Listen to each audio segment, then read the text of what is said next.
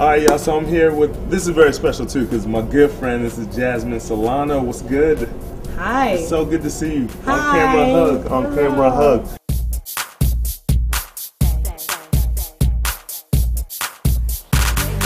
I've known you for almost 2 years now. Now, when I first met you, I didn't know. I knew you were a DJ, but I did not know you were an MC. Yes, I kept it a secret. Right.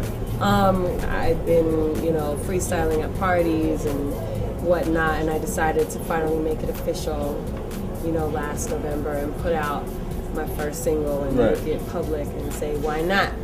Absolutely. So.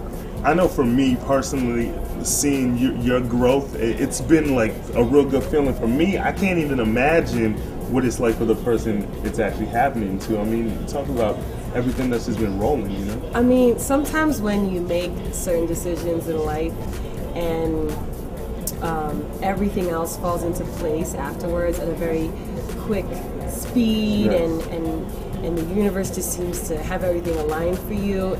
It's an insane experience. It's a spiritual experience. You think about everything that got you to this point, and basically when I decided to DJ and make music and put myself as a performer and an artist out there full time, everything just started to snowball and bounce off of each other, and to the point where now it's about to explode. And the whole experience has been one that I try to sit every day and reflect on, because I don't want it to fly by without me really, letting it sink in and think about all the people that have gotten me here and the people that, I love and respect, and just everything. It's a lot to take in. Right. Now, I keep tabs. The whole thing in New York, that's not it. And how did you open up for Rock the Bells? Oh my God. Tell the story. And everything we're talking about here is in like a 7-month period. Right. Like, the story is insane. I can only imagine what we're going to be talking about in a year from now. Right. To the top. Universe willing. But, so Budweiser had a competition called Battle for the Crown, where 10 MCs in New York City got together to compete with their, with their most popular track or whatever. So it's me and 9 dudes, and the whole fam showed up, and there were 3 judges that judged you on the spot with the scorecard, and they critiqued you, and it was very American Idol intense. Ed Lover hosted the whole thing. So I tied in my score with 2 other dudes, final round.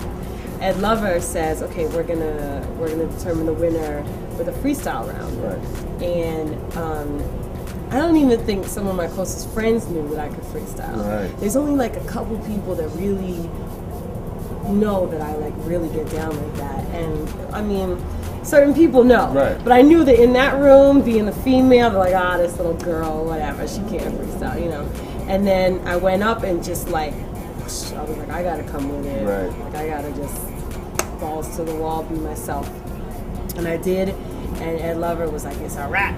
It's Jasmine. And then he gave me this whole Papa speech, girl, you better stick to what you're doing, and he's like, don't let anyone change, the music that you want to make sure it comes from the heart. And he just was like, And he knows, he's been around. He's been around. I mean, he pulled me aside and put his arm around me and gave me this speech.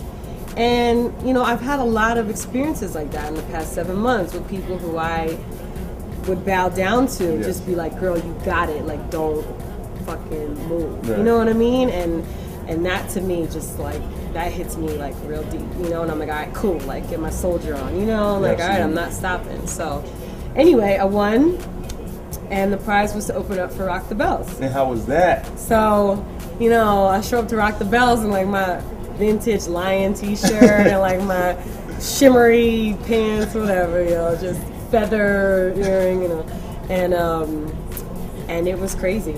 I was the only female MC on the bill, and it was for a stadium of 18,000 people, and I was just like, I gotta get my Beyonce on, because the stage is a mile wide, and I gotta work this whole stage. It was just such a new thing, and the Roots were there, and I'm from Philly, and I've been into the Roots since I was 14, so, and Common and Nas and Damian Marley and you know, and just seeing all these artists and being like just amazed, and now I'm backstage because I just performed. Right. And how did the artists take to you? Well, I mean, they like the shiny pants. You know what I mean? Like, it's funny because you look at a girl and you're like, oh, she's cute, she's hot, you know, at work. And then they see me perform and it's like, oh, you know, mine and no, you know what I'm saying? Like, you know what I'm saying? Like, I like what you do, you know what I'm saying? Like, you know, maybe go.